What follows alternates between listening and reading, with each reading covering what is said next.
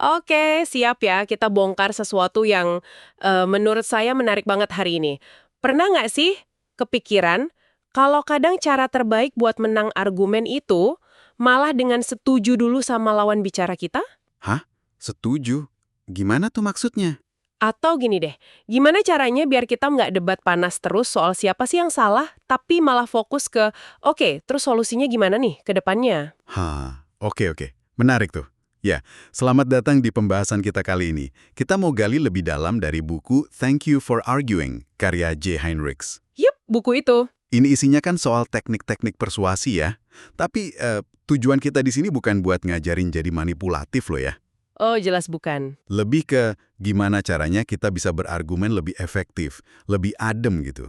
Dan paham seninya lah di balik obrolan sehari-hari yang kadang kita anggap remeh. Gimana biar lebih cerdas saja komunikasinya? Oke, hal pertama nih yang langsung bikin saya mikir dari buku ini, itu soal bedanya argumen sama bertengkar. Tipis tapi penting banget bedanya. Gimana tuh bedanya? Henricks bilang gini, argumen itu tujuannya jelas, meyakinkan, mau ubah pikiran orang, moodnya, atau kemauannya buat bertindak. Nah, kalau bertengkar, Cuma mau menang doang biasanya, ngeluarin emosi, adu kuat gitu kan? persis, cuma mau menang sendiri. Betul banget. Dan ujung-ujungnya kan seringkali cuma sakit hati ya. Pertengkaran itu sering nggak produktif.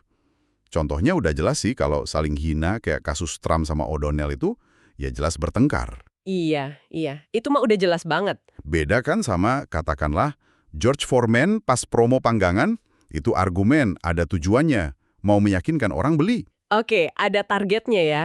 Bahkan Homer Simpson yang ngotot bilang lumba-lumba itu bodoh aja, secara teknis masih argumen karena dia coba meyakinkan gitu.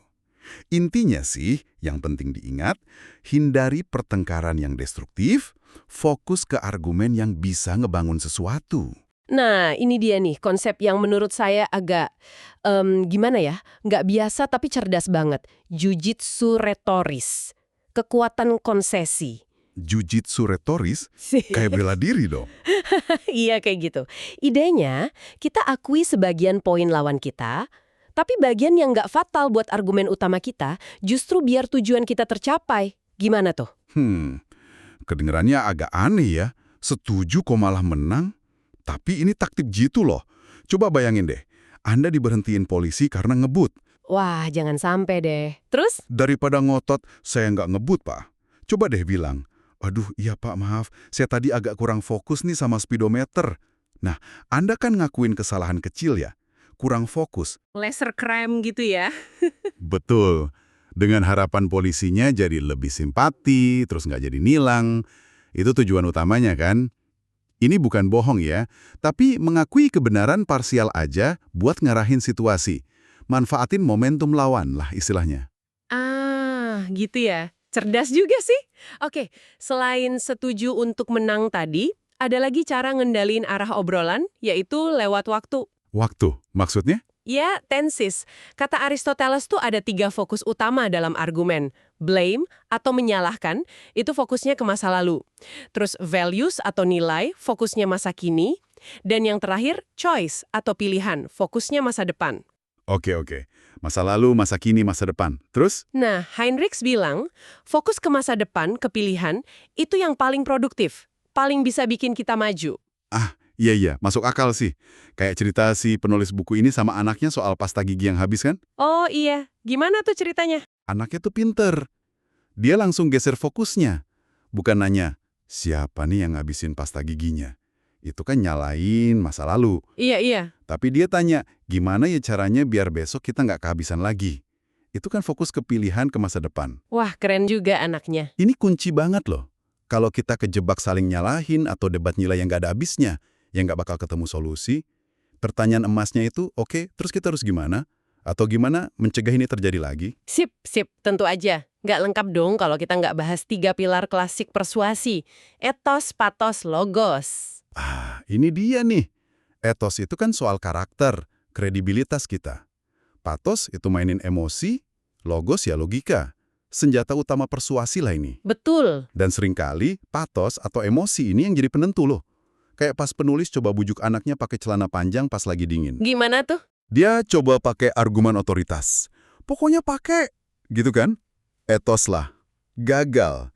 Terus dia coba logika. Biar nggak dingin, nak. Logos. Gagal juga. Anaknya keras kepala ya. Akhirnya, dia sentuh emosinya terus kompromi. Patos yang jalan. Nah, disinilah pentingnya kita bisa mengendalikan suasana hati atau mood dalam argumen. Itu nyambung banget sama fokus kita hari ini kan? Betul banget, mengendalikan mood. Bicara soal etos atau kredibilitas, ini nyambung juga ke konsep dekorum. Oh iya, dekorum? Intinya kan kita perlu nyetel lah sama audiens kita. Cara kita ngomong, penampilan, sikap, itu harus pas sama ekspektasi mereka. Biar mereka nyaman, terus mau dengerin kita. Persis. Ingat gak contoh Eminem di film 8 Mile? Kenapa dia bisa menang rap battle lawan rapper kulit hitam? Karena audiensnya ngerasa Eminem lebih pas gayanya, sementara lawannya dianggap agak palsu gitu. Oh iya bener juga. Dekorum itu bukan soal kita jadi bunglon atau palsu ya, tapi lebih ke kecerdasan sosial, gimana kita baca situasi dan beradaptasi. Kan beda tuh cara kita presentasi ke bos sama cara ngobrol sama teman ngopi, itu dekorum namanya. Oke. Jadi kita mesti kredibel plus tampil pas di mata audiens. Terus Heinrich juga bilang nih, argumen kita tuh harus fokus keuntungan audiens, bukan buat kita doang. Konsep advantages. Nah ini penting nih, advantages. Dan cara paling ampuh buat ngebungkus keuntungan buat audiens, itu pakai apa yang disebut commonplaces. Commonplaces, apaan tuh? Itu semacam keyakinan, nilai, atau bahkan klise yang udah dipegang bareng sama audiens. Jadi titik awal argumen kita. Contohnya gimana?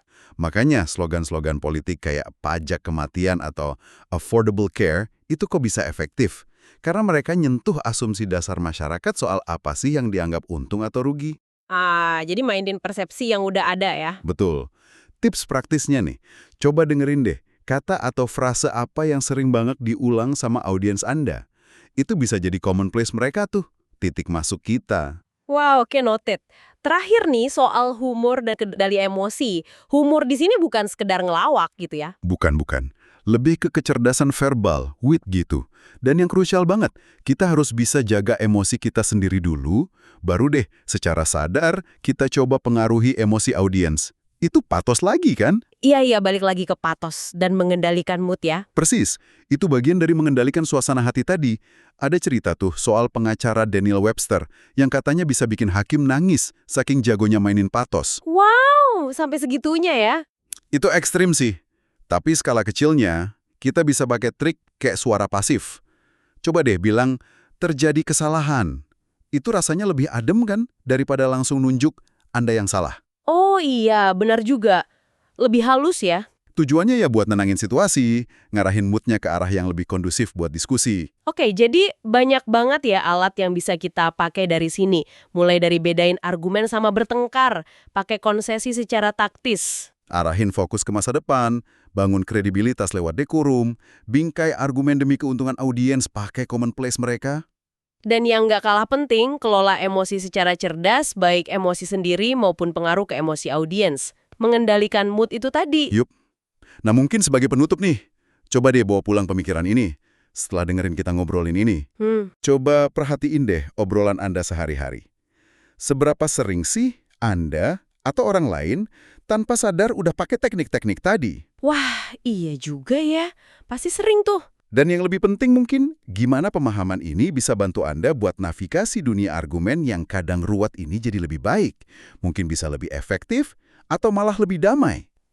Menarik banget buat direnungkan. Anggap aja ini kayak kacamata baru gitu, buat ngelihat interaksi sosial kita sehari-hari.